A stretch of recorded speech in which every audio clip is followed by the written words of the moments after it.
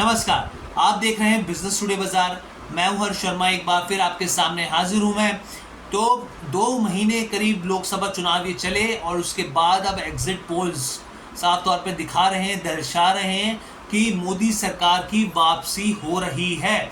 और साफ तौर पे मैं आपको बताऊं कि निवेशकों के मन में अब ढेरों सवाल हैं कि भाई सोमवार को किस तरीके से बाजार रिएक्ट कर सकता है, मंगलवार को बाजार में क्या हो सकता है। तो मैं आपको कुछ 4 ऐसे फैक्टर बता रहा हूं जिसका असर बड़े स्तर पर बाजार पे देखने को मिल सकता है, और फिर उसके बाद हम बताएंगे कि मार्केट एक्सपर्ट्स की क्या राय है। तो देखिए, सबसे पहला फैक्टर क्या है। सबसे पहले फैक्टर की बात करें अगर, तो हमारी जो ऐसे पेरेंट कंपनी है आज तक इंडिया टुडे ग्रुप, उनकी तरफ से जो एग्जिट पोल करवाया गया इंडिया टुडे एक्सिस माई इंडिया, जो एग्जिट पोल है उसमें साफ तौर पर दिखाया जा रहा है कि एनडीए सरकार की एक बार फिर वापसी हो रही है। देश में करीब 543 लोकसभा सीटों का जो यहाँ पर आकलन किया गया नतीजों के एग्जिट पोल के हिसाब से, उसमें एनडीए को 361 से 401 सीटें मिलती दिख रही हैं। जी हाँ, 361 से 401 सीटें तक मिलती दिख रही हैं। इसके बीच के आसपास का एक अनुमान जताया गया है। उसके अलावा अगर इंडी गठबंधन को देखें तो उसमें 131 से लेके 167 सीटें मिलती हुई दिख रही हैं। इसके अलावा अदर्स की बात करें तो 8 से लेके 20 सीटें मिल रही हैं। और तमाम न्यूज़ चैनल जो हैं उन्होंने भी अपने इस चीज़ को दिखाया है, बताया है कि जो वापसी हो रही है वो मोदी सरकार की सरकार की हो रही है। तो ये पहला फैक्टर होगा जिसके आधार पर बाजार जो है वो रिएक्ट करेगा। और मार्केट एक्सपर्ट्स मान रहे हैं कि बड़ी रैली देखने को मिल सकती है, बाजार एक नया हाई बना सकता है। और ये भी कहा जा रहा है कि आप देखें कि कुछ समय बाद सेकंड फेज में यहाँ पर एक शॉर्ट कवरिंग आ सकती है और उसके बाद प्रॉफिट बुकिंग भी देखने को मिल सकती है। तो पहला फैक्टर तो ये हो गया बाजार को। पहला फैक्टर ये सबसे इंपॉर्टेंट चीज़ है कि भाई एग्जिट पोल का इंतजार था, वो एग्जिट पोल के साफ तौर पे नतीजे यहाँ पर आते हुए दिख रहे हैं। दूसरा फैक्टर क्या है जो बहुत इंपॉर्टेंट है, जो कि शुक्रवार के बाद जब बाजार बंद हो गया उसके बाद आया, क्योंकि बाजार को अभी इस डाटा को डाइजेस्ट करना बाकी है यहाँ पर। तो यहाँ पर है जीडीपी के आंकड़े आए हैं, और जो आप बड़े बड़े एफआईआईज देखते हैं ना कि वो जो भारत की तरफ रुख करते हैं या एमर्जिंग मार्केट की तरफ रुख करते हैं, वो इसी आधार पर करते हैं कि जो उस देश की अर्थव्यवस्था कितनी मजबूत है, उसकी फंडामेंटल कितनी मजबूत है।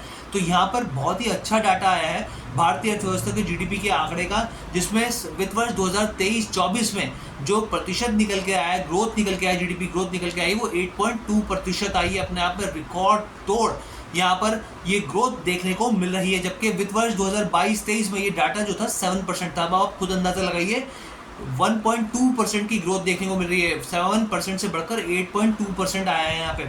इसके अलावा अगर आप तिमाही आधार पर देखें जनवरी मार्च तिमाही में, तो ये 7.8% रहा, यानी क्वार्टर 4 में जीडीपी का जो आंकड़ा है वो 7.8% रहा है। जबकि पिछले साल सेम क्वार्टर में यहाँ पर 6.2% था। तो दूसरा फैक्टर यहाँ पर ये हो गया कि जीडीपी का आंकड़ा जिसको अभी बाजार डाइजेस्ट करेगा, जो बाजार बंद होने के बाद शुक्रवार को आया था। देख सकते हैं, देखना होगा कि क्या एफआईआईज की वापस तेजी यहाँ पर देखने को मिलेगी। तीसरा फैक्टर क्या है, देखिए तीसरा फैक्टर जीएसटी के नंबर भी यहाँ पर आ गए हैं, और जीएसटी को लेकर भी रिकॉर्ड उछाल देखने को मिला है कलेक्शन को लेकर।